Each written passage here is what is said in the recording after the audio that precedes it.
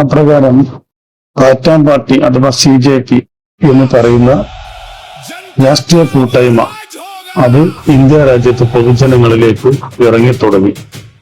അതിന്റെ ആദ്യഘട്ടം എന്ന നിലക്കാണ് ജന്തർ മന്ദറിൽ കഴിഞ്ഞ ദിവസം അവരുടെ പ്രതിഷേധം സംഘടിപ്പിക്കപ്പെട്ടത്. അഭിജിത്ത് UK എന്ന് പറയുന്ന അതിന്റെ സ്ഥാപകൻ, അദ്ദേഹം ഇൻസ്റ്റഗ്രാമിലൂടെയാണ് ഈ പ്രസ്ഥാനത്തിന് തുടക്കം കുറിക്കുന്നത്. അദ്ദേഹം ആഹ്വാനം ചെയ്തതുപോലെ എയർപോർട്ടിൽ ഇറങ്ങിയ സമയത്ത് അദ്ദേഹത്തെ സ്വീകരിക്കാൻ ഇതിന്റെ പ്രവർത്തകർ എത്തിയിരുന്നു. ആയിരക്കണക്കിന് പ്രവർത്തകർ എയർപോർട്ടിൽ എത്തിയിരുന്നു. തുടർന്ന് ഘോഷയാത്രയായിട്ട് പോയി പോലീസ് സ്റ്റേഷനിൽ തങ്ങൾക്ക് ജന്തർ മന്ദറിൽ പ്രതിഷേധിക്കാനുള്ള അവകാശം, അനുവാദം അവർ ചോദിച്ചു.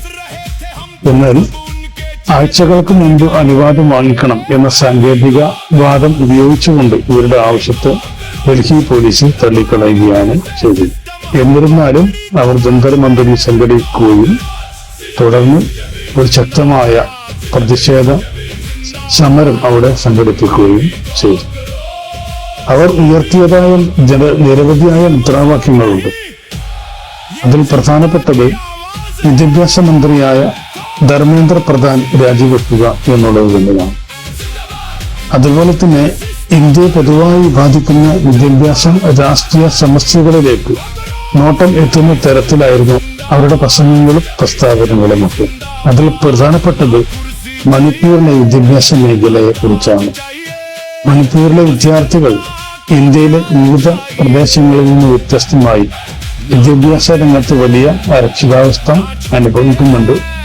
അത് അവസാനിപ്പിക്കാനുള്ള നടപടികൾ ഗവൺമെന്റ് സ്വീകരിക്കണമെന്നും ഇന്ത്യയിലെ പൊതു വിദ്യാഭ്യാസ മേഖലയിൽ എല്ലാവർക്കും കിട്ടുന്ന പരിഗണനകളും വിദ്യാഭ്യാസ സൗകര്യങ്ങളുമൊക്കെ അവർക്കും ലഭിക്കണം എന്നും അവർ ആവശ്യപ്പെട്ടു. അതുപോലെ ഇന്ത്യയെ നിലവിൽ ബാധിക്കുന്ന നിരവധിയായ പ്രശ്നങ്ങളിലേക്ക് വിരൽ ചൂണ്ടുന്നതായിരുന്നു അഭിജിത്ത് ഖിയുടെയും മറ്റുള്ളവരുടെയും പ്രതികരണങ്ങളും അതുപോലെ പ്രസ്താവനകളും ഒക്കെ. അങ്ങനെ ഒരു വിദ്യാഭ്യാസ മന്ത്രി രാജിവെക്കുക എന്നതിൽ കവിഞ്ഞ് ഇന്ത്യയുടെ പൊതുവായ പ്രശ്നങ്ങളിലേക്ക് അവർ വിരൽ ചൂണ്ടുന്നുണ്ട് എന്നത് വളരെ പോസിറ്റീവായിട്ടുള്ള ഒരു കാര്യമായി ഈ CJPയുടെ കാര്യത്തിൽ നമുക്ക് മനസ്സിലാക്കാൻ വേണ്ടി സാധിക്കും. ഏതായാലും ഇവിടെ വലിയൊരു പ്രതിഷേധ സമരം ഉണ്ടാകും എന്ന് മുൻകൂട്ടി കണ്ട ഡൽഹി പോലീസ് അത് ഒരു വലിയ പ്രക്ഷോഭമായി, വലിയ പ്രശ്നമായി മാറാത്ത രീതിയിൽ അതിനെ കൈകാര്യം ചെയ്തു എന്നുള്ളതാണ്.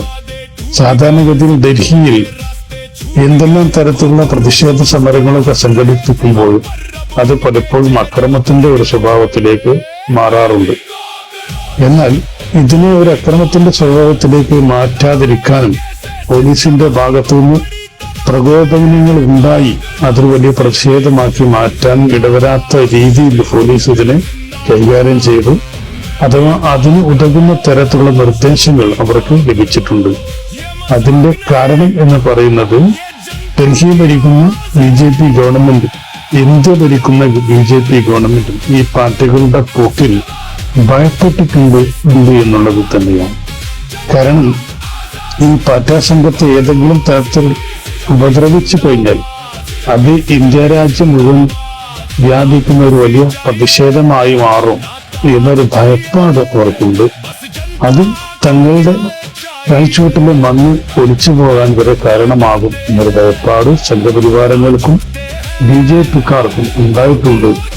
ഇന്ന് രാജ്യത്ത് അധികാരം കൈയാളുന്ന ഈ ഏകപക്ഷീയ രാഷ്ട്രീയ വിഭാഗത്തിന് ഉണ്ടായിട്ടുണ്ട് എന്നുള്ളത് കൊണ്ട് പ്രകോപനമില്ലാതെ കാര്യങ്ങൾ കൈകാര്യം ചെയ്യണം എന്ന നിർദ്ദേശം സുരക്ഷാ ഉദ്യോഗസ്ഥന്മാർക്കും പോലീസിനും ഉത്തരവാദിത്തപ്പെട്ട ഭരണാധികാരികൾ നൽകിയിട്ടുണ്ട്. അതുകൊണ്ട് വളരെ സംയമനത്തോടു കൂടി മുൻകാല അനുഭവങ്ങളിൽ നിന്ന് വിഭിന്നമായി ഡൽഹി പോലീസ് പെരുമാറി എന്നുള്ളതാണ്. അതുകൊണ്ട് തന്നെ ഇവരുടെ പ്രതിഷേധ സമരങ്ങളും യോഗങ്ങളും അത് വളരെ സമാധാനപരമായിട്ട് പര്യവസാനിക്കുകയാണ് ചെയ്തത്. എന്നിരുന്നാലും ഇവരുടെ ഈ സമരം അലങ്കോലപ്പെടുത്താൻ വേണ്ടി പല ശ്രമങ്ങളും ഉണ്ടായിട്ടുണ്ട്. അതിൽ പ്രധാനപ്പെട്ടത് ഈ സംഘപരിവാർ ശക്തികൾ ഇതിനകത്തേക്ക് നുഴഞ്ഞു കയറിയിട്ടുണ്ട് എന്നുള്ളതാണ്.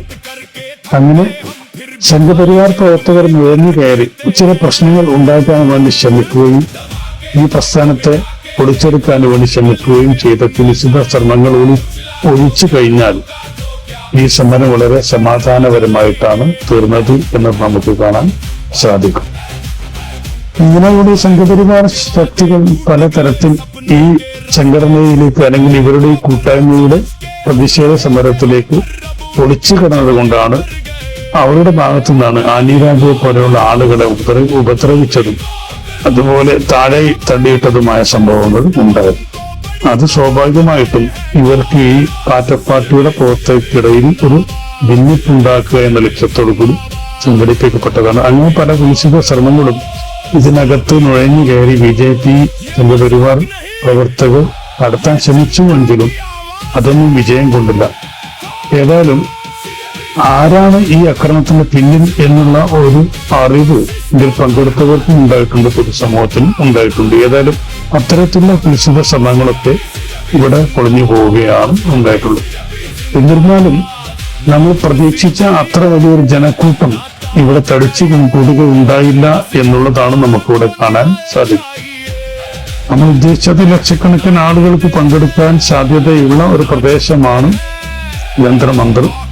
എന്നാൽ അത് വെറും 1-2 ആയിരം ജനങ്ങളിലേക്ക് ഒതുങ്ങി. അതിന്റെ പ്രധാനപ്പെട്ട കാരണം ഇത് ഒരു ന്യൂ ജനറേഷൻ സംഘടനയാണ്. അതുകൊണ്ട് തന്നെ പലവിധ ജോലികളും ഒക്കെ ചെയ്യുന്ന ആളുകളാണ്. പൊതുവെ ആധുനിക സംസ്കാരത്തിന്റെ കൂടെ പോകുന്നവരാണ്. അവർക്ക് സമരം ചെയ്തും പൊതുസമൂഹങ്ങളിൽ ഇടപെട്ടും വലിയ പരിചയമില്ല. അവരുടെ പ്രതിഷേധങ്ങളും അവരുടെ വികാര പ്രകടനങ്ങളും ഒക്കെ തന്നെ അത് സോഷ്യൽ മീഡിയകളിലൂടെ ഇങ്ങനെ പുറത്തേക്ക് വരുന്ന കാര്യമാണ്. ഒരു പൊതുജന സമൂഹത്തിൽ ഇറങ്ങിക്കൊണ്ട് ഒരു കൂട്ടായ്മയായിട്ട് മാറുന്നതിൽ അവർക്കുള്ള പരിചയമില്ലായ്മയാണ് ഇവിടെ ജനപങ്കാളിത്തം കുറയാൻ കാരണം എന്നാണ് നമുക്ക് തോന്നുന്നത്. എന്നിരുന്നാലും ഘട്ടം ഘട്ടമായി ആ പോരായ്മ അവർ പരിഹരിച്ച് ഇതൊരു ജനകീയ മുന്നേറ്റമായി മാറും എന്ന് തന്നെ നമ്മൾ വിശ്വസിക്കുന്നു. അതോടൊപ്പം ഇത് ഇന്ത്യയിൽ വലിയ ശക്തിയായി പടരും എന്നും നമ്മൾ വിശ്വസിക്കുന്നു.